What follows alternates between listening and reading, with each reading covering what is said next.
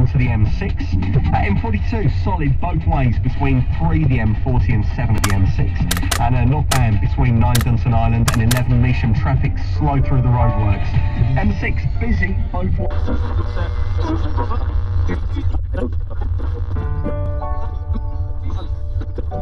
Still delays as well on the M42, very slow northbound between 3A for the M40 and junction 7, and southbound the queues are between junction 8 and southbound M6 Link Road and junction.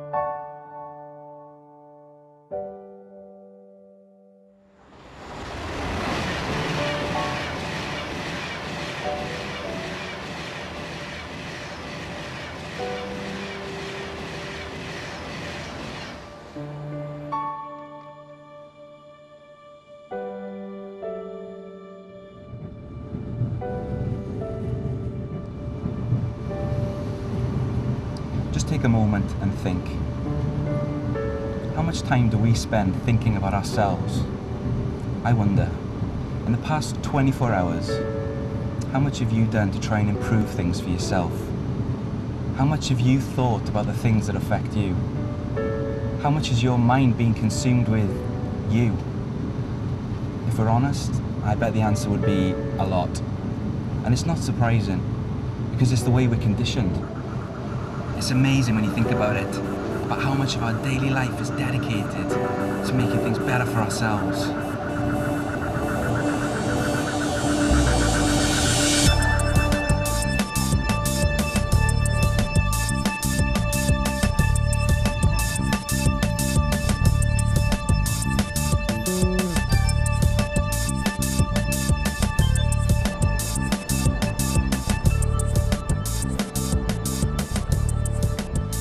Today's magazines are telling me how I can look more attractive by losing a stone in a week.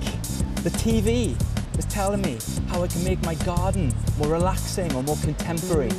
The radio is telling me how I can detox my digestive system. There are new books coming out all the time telling me how I can find my inner peace.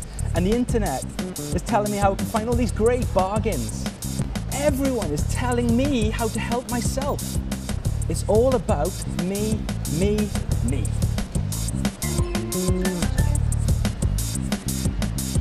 Shop windows, posters and adverts bombard us with the same message. Look better, make more money, save money, borrow money, do things quicker, do things easier, do things for fun, do whatever you want. It goes on and on and on.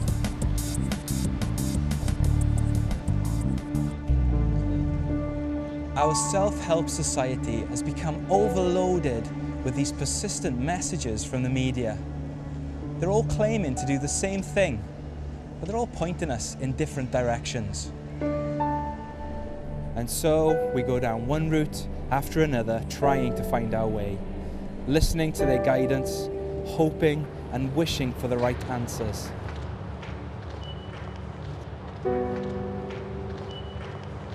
It's like being stuck in a traffic jam when you're trying to get home.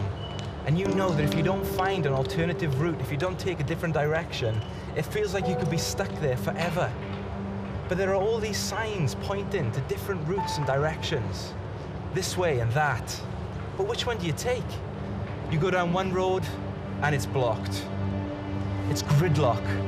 At the end of the day, if we're lost, we need to get an atlas, a roadmap. We need to get the roadmap. The world's roadmap has millions of options and opportunities, but all the routes have one central theme. They are dedicated, devoted, and utterly committed to me, me, and me.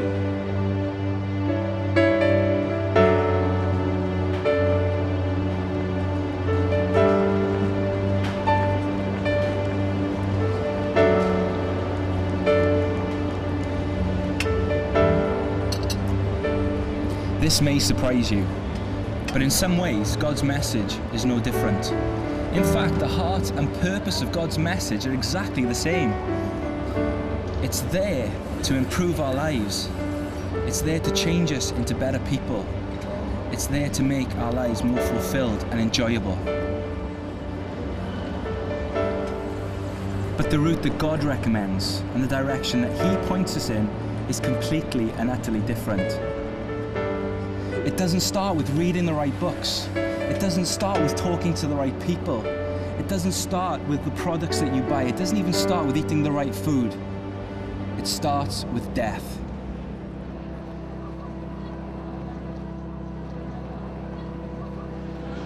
It starts with death. Now that may sound a bit strange, a bit weird, or a bit morbid, but I'm not talking about physical death. I'm talking about dying to self. See, dying to self is putting an end to self-centered living and focusing on something far greater, focusing on something eternal. With God, there's no emphasis on self-help because He knows what it is we really need. We desperately need someone else to help us. He wants to help us. He's longing to help us. And it starts when we're ready and willing to put to death the focus on me.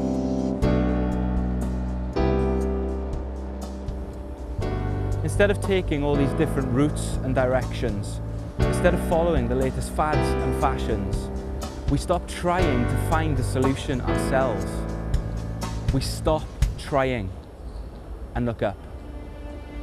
The Bible describes God as being like a father, waiting, hoping, expecting, and desiring His children to look up to Him for help. The roadmap to a better life starts with one simple decision. I came to that decision one day when I decided I couldn't go it alone anymore. I couldn't do it without His help.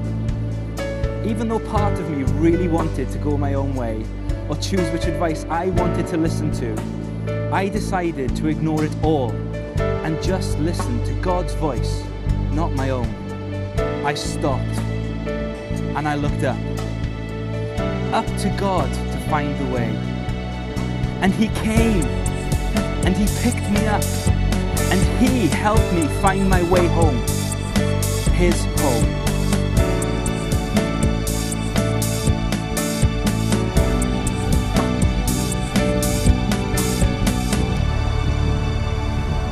Looking back, I guess it was about a choice, about a decision I had to make.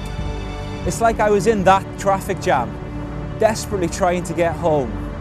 I was looking for an alternative route and gazing at all the signs and all the different directions, but I was confused, lonely and stressed out, not knowing which way to go.